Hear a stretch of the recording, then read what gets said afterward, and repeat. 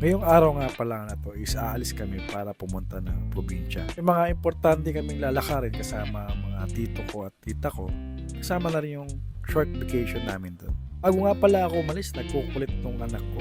Ayaw kong paalisin, gusto niya dito lang ako sa tabi niya. Sabi ko sa bibi ko, huwag ka na malungkot kasi 3 days lang naman ako, babalik din naman ako agad. Mas dos na pala to ng madaling araw at nakapag-prepare na rin kami ni Utol. Itong bulilit ko, hindi mapakali bago kami umalis. At nakapag-book na rin pala kami ng in-drive, papunta naman kami ng Marikina kasi dito kami magkikita bago kami pumunta sa airport. Welcome back dito sa BGMs TV. Ngayon lang ulit tayo nakapag-vlog nang may ubo tayo nakarawi. Medyo gumagaling na rin konti. Nahirapan kasi ako magsalita at paus talaga ako. Karating na rin kami dito sa airport. Napakabilis lang ng biyahe from Marikina. Siguro almost 1 hour. Hindi naman traffic pagka ganito mga oras. Flight time kasi namin is nasa around 5 a.m.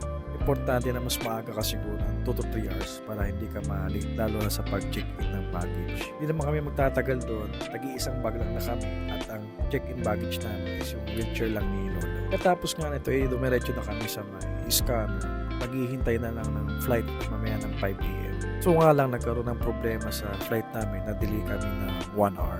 Ayun, waiting muna kami ng mga titos, titas ko. Nag-iikot-ikot muna kami dito at nag-breakfast muna kami dito sa may Dunkin Donuts. Dahil diet tayo, bawal tayo sa mga sweets. So, kape lang muna tayo, sabi nga ni Coach. Tinalang malakas yung wifi dito sa airport. Iwas boring sa pag-aantay.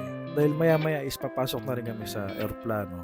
Babiyahe rin kami ng almost 1 hour din yun. Hindi man ganun kalayo kasi yung province namin. Kaya i-travel ng 45 minutes. Every year talaga sinasama ako ng mga titos, titas ko pagka umuwi sila ng probinsya or may mga event or occasion, di talaga ako nawawala. Nilibanding kasi namin to ng Ortega. Hindi dapat si Papa pero ako na lang daw. Nakakatuwa lang kasi kasama ko si Utol dahil wala naman kami yung mga trabaho. Negosyante daw kuno. Nakakasama kami sa ngayon sa mga simple travel nila. It's first time na makasama uli si Utol sa pag-uwi ng probinsya. Kasi yung huling uwi niya, yun yung panahon na nasa Tacloban pa siya at sinundo namin siya. Sa wakas, sa mahabang paghihintay ng 1 hour, nakasakay na rin kami ni Tito sa airplano. Diyo nakakaba talaga ng una kasi maalog yung airplano. Lalo na pag dumadaan talaga sa clouds para kayo nasa lubok na sasakyan. Natural lang yung mga guys pagka dumadaan yung airplane sa clouds. After almost hour na travel, nakarating na kami dito sa may Tacloban. Pakabilis lang talaga from Manila. At dito, hinihintay namin bumaba si Lolo bago kami pumasok kasi medyo maambon. Medyo tag-ulan daw dito sa Visayas. Edewi nga pala, hindi pa kami nakakarating sa mismong probinsya namin. Tacloban City pa lang to. So, kailangan pa namin bumahe ng 2 hours. Punta naman ng Baybay Leyte. Doon talaga yung pinaka-province namin. Wala kasing airport doon, kaya kailangan pa namin mag-travel uli gamit itong van na nirentahan nila, Uncle. Pagbabago na rin pala ngayon dito sa airport na to, merong ginagawang bagong airport dito sa may Tacloban. Siguro mga years pa to bago matapos. At ito na yung pinaka-arco ng Tacloban City. I-enjoy din ng long drive kasi marami ka rin makikita ang mga gandang tanawin. Like itong dadaanan namin mamayang MacArthur. Napuntahan ko na kasi dati yan, hindi na namin binaba. Kita mo lang yung mga statue dun. Malawak na lupain. Sa left side ko, ito na yung MacArthur. Para lang siyang Luneta Park. Oras na to, siguro wala talaga mga tao kasi umaga pa mga around 9 a.m. or 8 a.m. ata to. Yung mahaba-haba pa yung babayahin namin kaya medyo masakit sa puwet pagka matagal ka nakaupo. Buti na lang is nalilibang kami sa mga lugar na nakikita namin. Like itong may mga dagat, sigsag na daan, mga pataas na daan, tapos may mga tulay na may mga ilog, at nagtataas ang mga bundok. Talaga yung nature dito sa probinsya, feel na feel mo, hindi siya toxic. Minsan parang mas masarap tumira dito sa probinsya. Tapos na mahabang biyahe, dumating na rin kami sa hotel para kumain. Konting meeting at dediretso na kami dito sa may Sky Inn sa may Kilin. So ito yung titirahan namin ngayong araw na to. Pakaganda ng place kasi tapat ng dagat. At maganda yung simoy ng hangin dito. Ang bahay nga pala yung kinuha nila tito, titas dito. Ito naman yung kwarto namin. Dalawa na kami ni Utol na matutulog dito sa kwarto na to. Muna kami ni Uncle Edgar para makakita yung sa harap ng bahay namin. Paka-fresh ng hangin dito at iba yung nature lalo na yung simoy ng dagat. Napakalinis nung harap nila. Wala ka makikita ang basura. Mga rocks normal na yan kasi sa mga riprap nila na mga natanggal. Kaya maraming bato na nagkalat. Nung panahon daw nila Uncle yan, wala talaga itong mga riprap na to. Mapapansin nyo sa video, napakalinaw ng dagat. Wala ka makikita lumulutang. Makikita nyo yung mga bato, natural talaga yan. Kasi may riprap. Ayan, nag-check pa si Utol kung ano yung mayroon sa ilalim. Suso. Sisi. Medyo curious pa si Utol sa province namin kasi last uwi niya is yung kabataan pa. After nga nito is nagpahinga muna kami kasi medyo pagod pa kami sa biyahe. Dahil gabi na, naghahanap kami ng makakainan na is yung parang unique naman at pang probinsya talaga. Sabi ko na city na rin talaga itong lugar namin kasi meron na talagang dalawang mall. Merong dalawang mall na naglalakihan na rin dito. At ang nakakatuwa, meron silang kainan dito sa tabing dagat. Tinatawag nila na boardwalk. Kumbaga dito sa Manila, ang tawag natin dyan is yung parang dampa na paluto. Dito naman mga kabilog. Paluto ka rin dito, mga barbecue naman like kempo, anok, isda, at kung ano-ano pa. At pinaka nagustuhan ko dito is yung kanin na binalot. Umuta ko tuloy yung term ko anong tawag dun sa kanin na yun na nakabalot sa saging. Diet tayo, more on meat lang yung kinain natin. Pero trinay natin yung kanin natin dito. Napakasarap talaga. Dami ng pagpipilian. Hindi mo alam kung ano yung gusto mong kainin. The best talaga yung chicken dito sa amin. Nakatusok sa barbecue stick. Kasi wala itong mga ganito yung para mga bungalow na bahay na tatambayan. So, inaantay namin yung niluluto. Nagikot-ikot muna ako konti kung anong meron dito. At maya-maya is kakain na rin kami kasama yung mga titos, titas ko. Natapos ang diiwan namin ngayong araw na to. Kinabukasan, day 2. Yung maraming ganap kami at pupuntahan ngayong araw na to. Pero hindi ko nasasama sa video, mga personal na bagay na naman yun. Ising mo sa umaga at paglabas mo, ito yung maradatnan mo. Iwalas na lugar at ma-fresh na hangin. Naman para maganap ng pag-aalmusalan. At nakakatuwa lang nakita ko yung lumang bahay nila mama. Alam ko wala lang nakatira dyan. Walang tao dun sa bahay ng mama ko. Dumaan pala kami dito sa park kasi dito yung merong kainan daw. Kaso wala kami nakita yung hinahanap nilang si Kuwate tsaka Puto.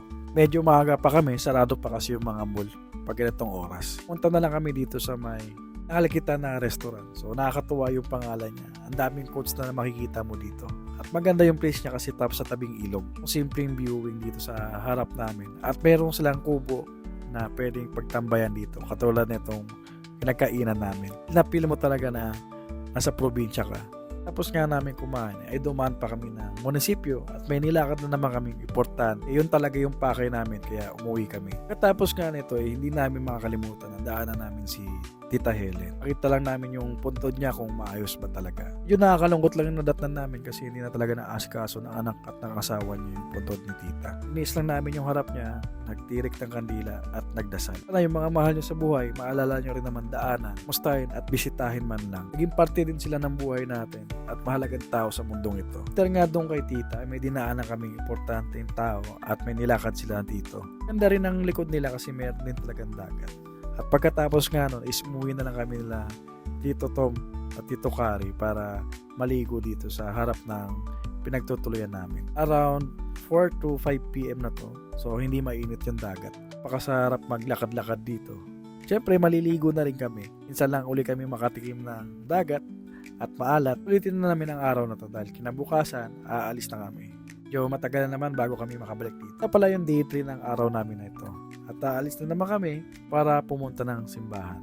Sa maikling oras lang, hindi natin pwedeng kalimutan na magpasalamat sa taas. Ano yung natatamasa natin, kung ano yung nakukuha natin, kung ano yung nakakamit natin sa buhay natin ngayon. Naka-importante sa lahat na hindi tayo makalimot sa pinanggalingan natin at paniniwala natin. So na mayroon akong ganitong pamilya na katatag, lalo na yung lolo ko. Isipin mo 95 years old na, pero ang kaya pa rin maglakad. Kaya na lang sa panahon natin makaabot ng ganitong edad. Wish ko umabot pa si lolo ng 100 years. World record na naman yan dito sa pamilya namin. Nga nito is mamasyal lang muna kami konti. Pupunta daw kami ng ito yung tinatawag nilang lintaon. So dito daw makikita yung mga bulaklak na umiilaw pag makikita mo nasa baba ka ng syudad. Siya sa malayo. Ito yung sikat daw sa amin sa Baybay Leyte. So dahil umaga ngayon at maaraw, posible walang ilaw na makikita. Overlooking lang yung makikita namin dito. Yung mataas nga pala ito, pahon talaga yung daan. Makikita nyo kung gaano kasigsag at gaano kataas yung makikita nyo mga lugar. Tuwa lang, mayroon palang magandang tanawin dito sa probinsya namin. Sabi ko kasi makaakyat dito at makita tong lugar na to. Makikita mo talaga na malayo sa polusyon, malayo sa gulo, nature free talaga dito. Yung mga tito ko, tuwan-tuwa rin pag-akyat. Daming suggest bakit daw hindi daw magtayo ng golf course dito kasi lawak ng lupain kung makikita nyo. Tarik to, malabo magkaroon ng golf course dito kasi matataas yung daan talaga. Kita nyo pa may rainbow pa, ayan o. Baba na rin kami, sumilyap lang kami dito sa taas, makita yung mga gandang tanawin. Sapit namang 2:00, kailangan na namin umalis at may biyahe pa kami ng 2 hours ulit pabalik naman sa airport. Tingin ko yung panahon na to is maulan na talaga. Ayan, inabutan na kami dito sa pagbaba na medyo umaambon-ambon pa. Ang last stop pala namin is mamili ng pasalubong. O nga pala dito si Tito sa Metro Mall na hinahanap niya na chorizo, yung malilit na langgunisa. Kasi yung masarap dito at favorite ng mga bakasyonista. Sabi ko para na rin siyang mini SM kasi halos kumpleto na rin yung mga nandito sa loob ng mall. At nakita niya na yung hinahanap ni Uncle Edgar itong mga chorizo na gusto niya. Yung spicy tsaka sweet daw. Nilibre ako ni Tito. At ito yung last stop namin. At Tito ko, ito yung mga pinsan ng Tito ko. So dito na kami naghalian. Dati rin kami nakatira dito sa beses nung nagbakasyon kami. Kasi maganda rin talaga dito sa likod nila, lalo na yung may dagat, tapos may kubo, then fresh na hangin. Iba talaga yung feelings. Yung feeling na malayo ka sa gulo, toxic na mga tao sa Manila. Dahil mag-aalas 2 na, ready na kami umalis para bumalik naman ng Tacloban Airport. Masayang alaala uli ngayong 2025, nadalaw ko uli yung probinsya na saan nagmula yung mga ninunuan ko at pamilya ko. Fast forward, nandito na kami sa airport at tagahantay na lang na ating yung sundo naming eroplano. Siyempre, bago kami sumakay, magpapakit kami muna ng tito ko. Boarding time namin kasi alam ko is alas 5. Medyo na-late na naman ng isang oras pero okay naman yung biyahe. Yan naman is Cebu Pacific yung sasakyan namin eroplano. Kasi yung unang sinakyan namin is AirAsia. Siguro yung naka-tie up na promo nila ngayon. Dahil nakalipad na kami sa eroplano, makikita nyo naman yung viewing dito sa labas ng eroplano. Forward ulit tayo. So nandito na tayo sa Manila at safe naman tayo nakarating kasama tong pakit kong tito. So na-injured lang yung kilay niya pero safe naman kami nakauwi. At siguro mga kabilog, hanggang dito na lang at kita-kits na lang sa mga next videos natin. Kaya stay tuned lang kayo dyan. Don't forget follow my page para updated kayo sa mga next videos na ilalabas ko. Okay? Bye-bye!